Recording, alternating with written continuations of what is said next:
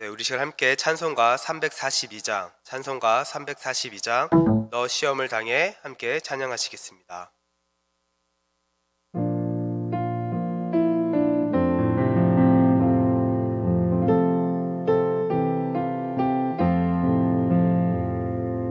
너 시험을 당해 죄 짓지 말고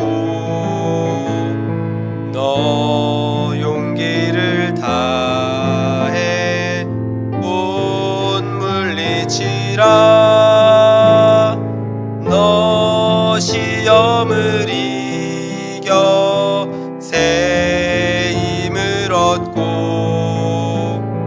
주 예수를 믿어 늘 승리하라. 우리 구주의 힘과 그의 위로를 빌라.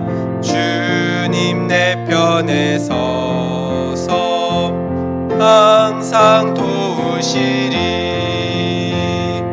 내 친구를 삼가 잘 선택하고 너 언행을 삼가 늘 조심하라. 너 열심을 다해 늘 충성하고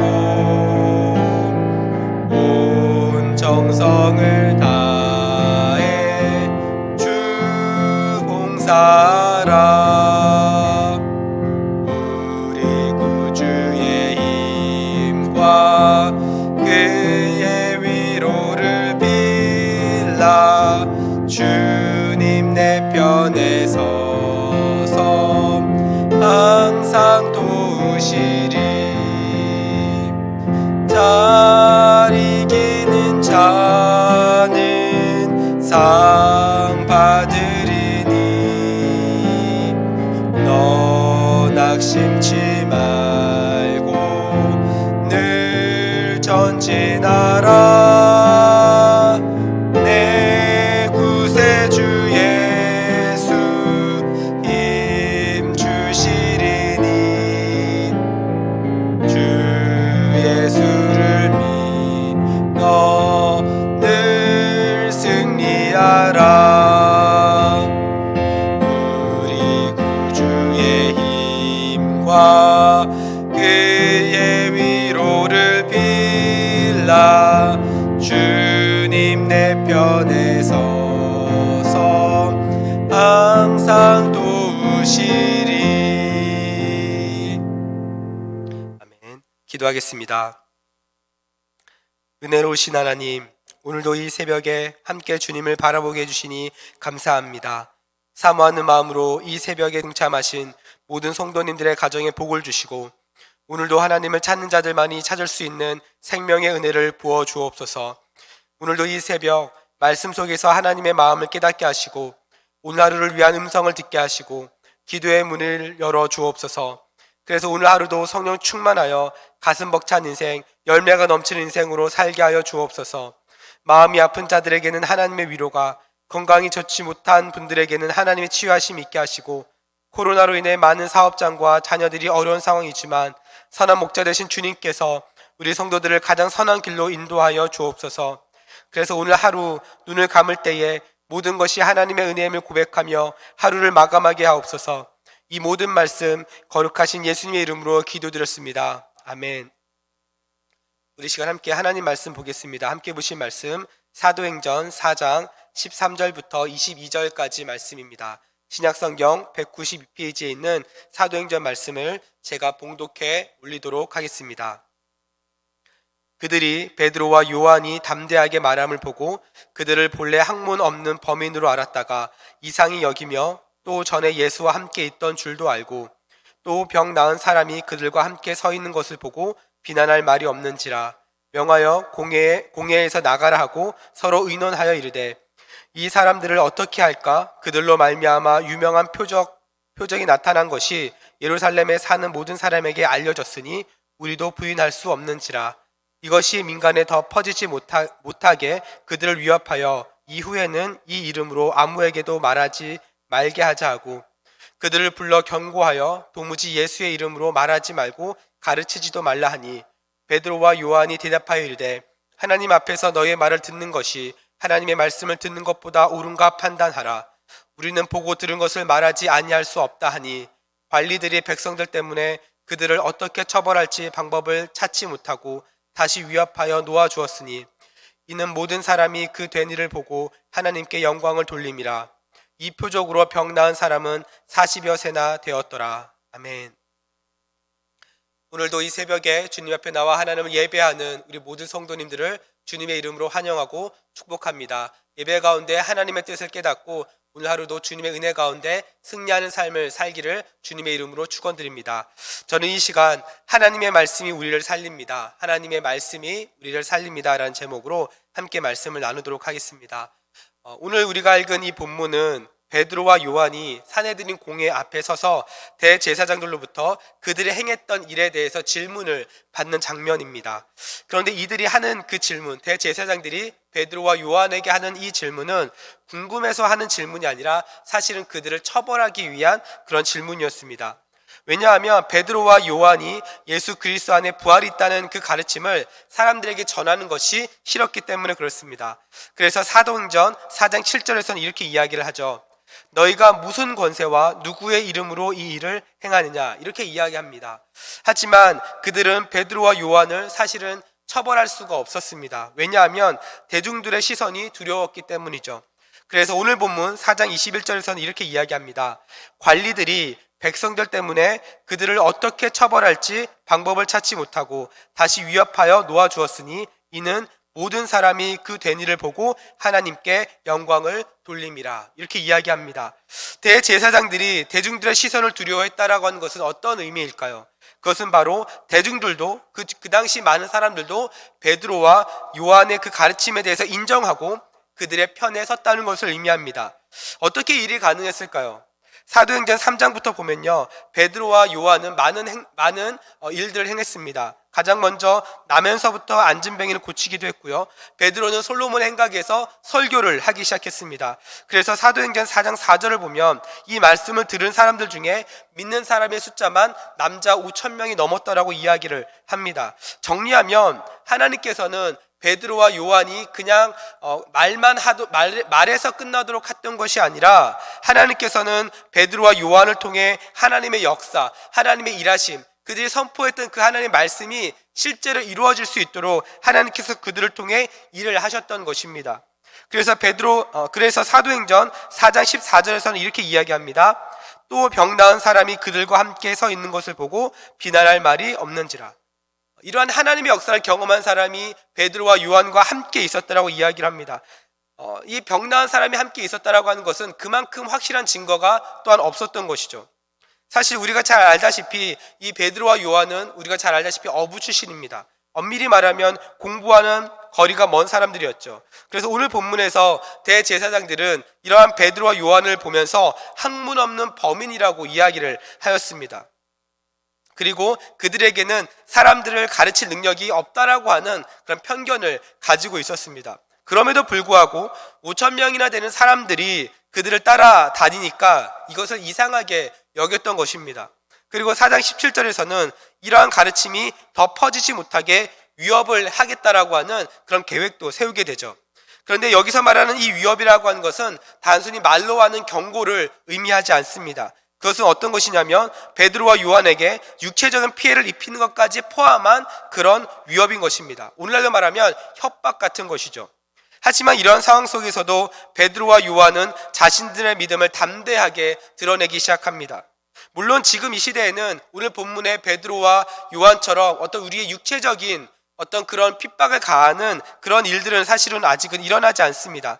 그러나 교회를 가는 것에 대해서는 많은 제약들이 생기고 있죠. 지금 우리는 코로나로 인해서 현장으로 모일 수 없는 상황이 되었고 직장과 일터에서는 교회에 다녀왔다라고 하면 사실 좀 이상하게 보는 그런 경향들도 있습니다. 만약 다니고 있는 교회에서 확진자가 나오기라도 하면 직접적인 피해가 있을 수도 있다라고 하는 그런 일들도 사실 일어나고 있습니다. 이런 상황에서 오늘날 우리가 가져야 되는 믿음은 어떠한 것일까요? 이 부분에 대해서 영적 교훈을 오늘 본문을 통해서 함께 나누고자 합니다.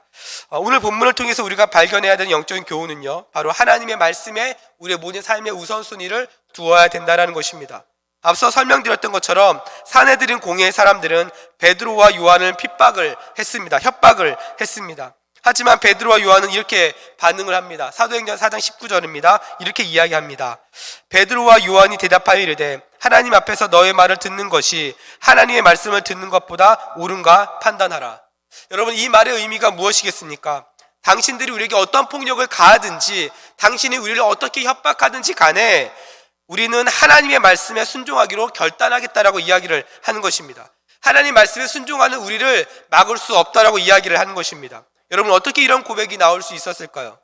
베드로와 요한은요, 부활하신 그 예수님을 직접적으로 만났고 경험했기 때문에 그렇습니다. 그리고 지금까지 그들의 예수님을 따라다니면서 예수님께서 하셨던 그 모든 말씀이 이제는 진리였구나라고 하는 그 사실을 믿고 있었기 때문에 그렇습니다. 그래서 그 다음 20절에서는 이렇게 이야기합니다. 우리는 보고 들은 것을 말하지 아니할 수 없다라고 이야기를 하는 것이죠. 저는 이러한 사도들의 모습을 보면서 드리고 싶은 질문이 바로 이것입니다. 우리가 이 코로나 기간 중에 정말 많은 어려움들이 있고 또 많은 힘듦들이 있겠지만, 이러한 상황 가운데서 우리가 가장 먼저 점검해야 될 것은 우리는 부활하신 그 예수님을 만났던 그 감격이 여전히 우리 안에 있는가입니다. 이 구원의 확신이 있는 성도님들께서는 사실 하나님을 인격적으로 만났던 그 감격의 순간들이 누구나 다 있으실 것입니다. 그때의 감격은 엄밀히 말하면 세상에서 누릴 수 없는, 세상에선 절대로 경험할 수 없는 감격과 감동이었을 것입니다. 그러나 그 감격과 그 감동이 실제로 오랫동안 유지하면서 산다라고 하는 것은 쉽지가 않습니다. 김영보 목사님께서 쓰신 책 중에 그분이 내 안에 내가 그분 안에 라는 책을 보면 감격을 잃어버린 성도의 특징을 이렇게 설명합니다. 제가 읽어드리겠습니다. 하나님의 손길을 자주 보다 보면 그것을 당연하게 생각합니다. 그것을 그냥 두면 영성은 껍데기만 남고 신비로 가득했던 세상은 다시금 권태로워지고 은혜와 감격은 사라지고 인간의 노력만 남습니다. 그것이 심해지면 과거에 경험했던 영적 체험까지도 의심이 됩니다. 그런 과정의 끝에서 하나님을 떠난 사람들이 많습니다. 우리가 하나님과의 인격적인 만남, 그 은혜의 감격을 잃어버리는 가장 근본적인 원인을 이 책에서는 무엇이라고 설명하고 있습니까? 하나님의 손길에 대해서 당연하게 여긴다라는 것입니다.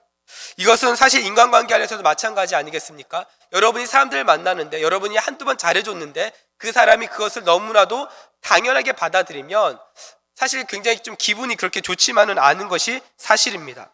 그래서 사람들이 많이 하는 말 중에 이런 말이 있죠.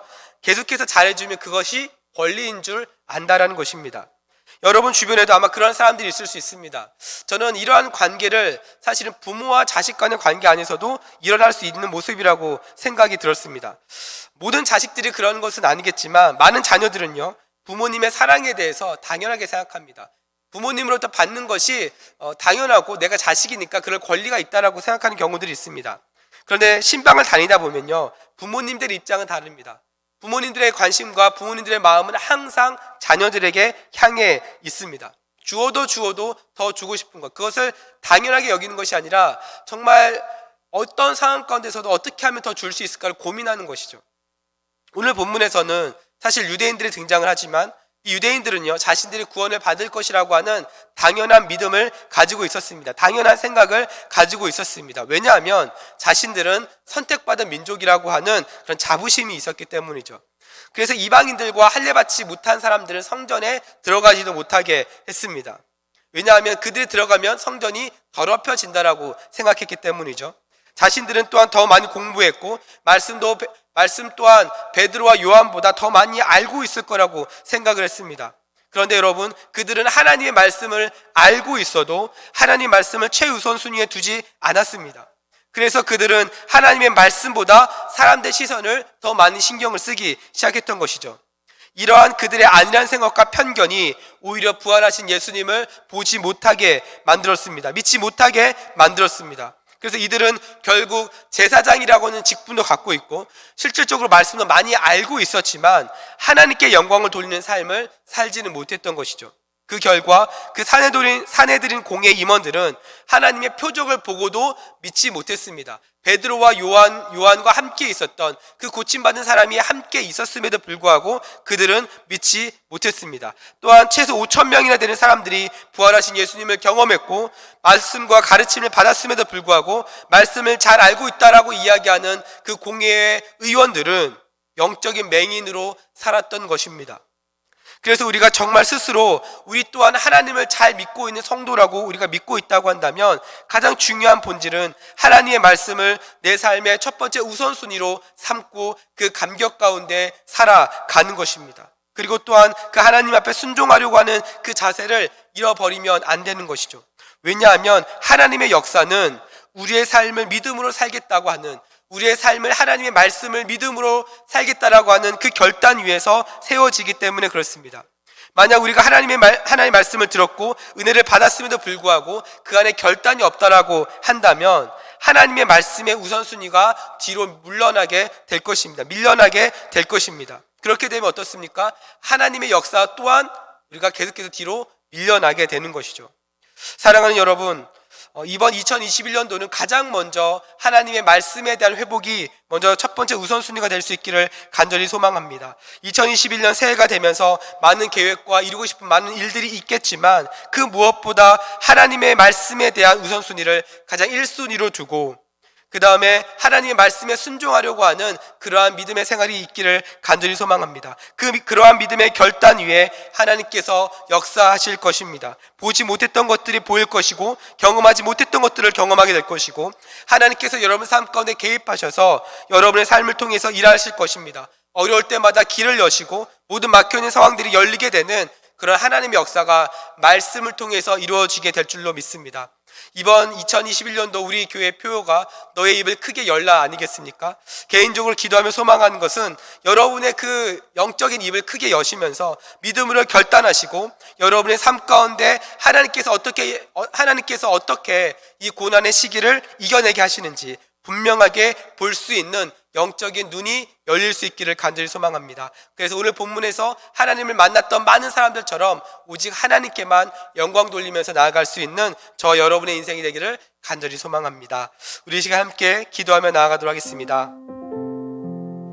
이 시간 기도하실 때 먼저 들은 말씀을 기억하시면서 우리 함께 기도했으면 좋겠습니다. 가장 먼저 기도하실 때 우리의 삶의 모든 우선순위가 하나님의 말씀이 되게 하시고 하나님의 말씀에 순종하는 결단이 있게 하셔서 말씀대로 역사하시는 하나님을 만날 수 있게 달라고 함께 기도했으면 좋겠습니다.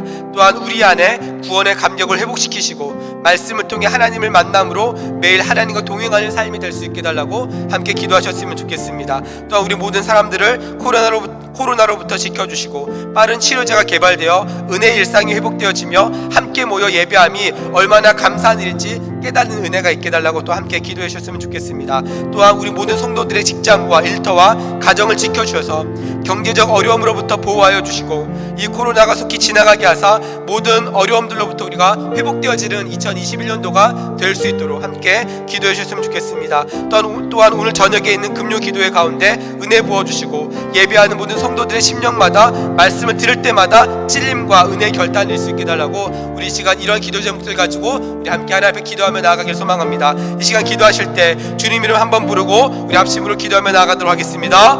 주여, 사랑과 은혜가 풍성하신 하나님 아버지 감사합니다. 하나님 오늘도 우리에게 새날을 허락하여 주시고 하나님 이 새벽에 주님 앞에 나와 하나님 말씀을 먼저 들음으로 하나님 앞에 나아가게 하시니 감사합니다. 하나님 우리가 말씀을 들으면서 끝나지 않게 하시고 하나님 마음에 찔림이 있게 하시며 마음에 결단 있게 하여 주셔서 하나님 우리의 삶이 날마다 그 말씀에 순종하며 나아갈 수 있도록 도와주옵소서. 하나님께서 우리 모든 삶의 우선순위가 하나님의 그 말씀 앞에 먼저 두게 하여 주시고 하나님 말씀에 순종하며 나아갈 때에 정말 말씀대로 인도하시고 말씀대로 역사하시는 그 하나님을 만나게 하여 주옵소서. 하나님께서 우리 안에 구원의 감격이 정말 넘쳐나게 하여 주시고 그 구원의 감격을 회복시켜 주시고 말씀을 통해 하나님을 만남으로 말미암아 매일매일 하나님과 동행하는 그런 인생이 되게 하여 주옵소서. 하나님, 우리 모든 사람들을 코로나로부터 지켜 보호하여 주시고 빠른 치료제가 개발되게 하시며 정말 그래서 우리가 함께 모여 하나님을 예배하는 그런 은혜의 일상들이 회복되어질 수 있도록 인도하여 주옵소서. 하나님, 우리 모든 성도들의 직장과 가정과 일터를 주님께서 기억하여 주시고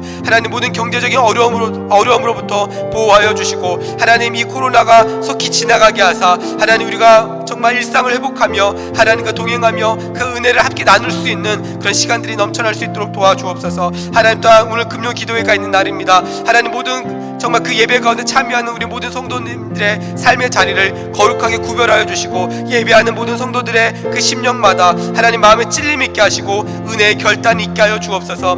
하나님께서 날마다 하나님과 동행하는 삶 살게 하여 주시고 하나님, 눈에 보여진 상황은 어렵지만 하나님, 이 상황을 하나님과 넉넉히 이겨낼 수 있는 하나님 그런 기회가 복된 시간 될 수 있도록 하나님 은혜 베풀어 주시옵소서. 그렇게 일하시 하나님을 기대합니다. 주여 은혜를 부어 주옵소서. 우리 시간 계속해서 합심으로 기도하기를 원합니다. 특별히 매주 금요일은 특별히 가정과 목장 사역을 위해서 기도하는 날입니다. 이 시간 기도하실 때 우리 교회 모든 가정마다 사랑 충만, 말씀 충만, 성령 충만할 수 있도록 함께 기도해 주십시오. 또한 모든 부모마다 축복의 언어를 주셔서 서로 격려하며 축복하는 가정이 될 수 있도록 함께 기도해 주십시오. 또한 우리 교회 목장에 속한 모든 가정들마다 기쁨과 감사가 넘쳐나게 해주시고 또한 계속해서 우리 담임 목사님을 위해서 기도해 주시고 온 교회가 성령으로 충만한 가운데 부흥의 역사를 이루게 해달라고 이 시간 가정과 목장을 위해서 합심으로 기도하신 후에 자유롭게 기도하시면 되겠습니다. 이 시간 기도하실 때 저를 따라해 주시기 바랍니다. 주여 축복의 언어를 주옵소서. 주여 축복의 언어를 주옵소서. 우리 시간 기도하실 때 다시 한번 주님 이름 부르고 합심으로 기도하며 나가도록 하겠습니다. 주여. 사랑과 은혜가 풍성하신 하나님 아버지, 이 시간 계속해서 주님 앞에 기도하며 나아갑니다. 하나님, 이 시간 계속해서 가정과 우리 목장 사역을 위해서 기도합니다. 하나님, 우리 교회 모든 가정마다 사랑 충만, 말씀 충만,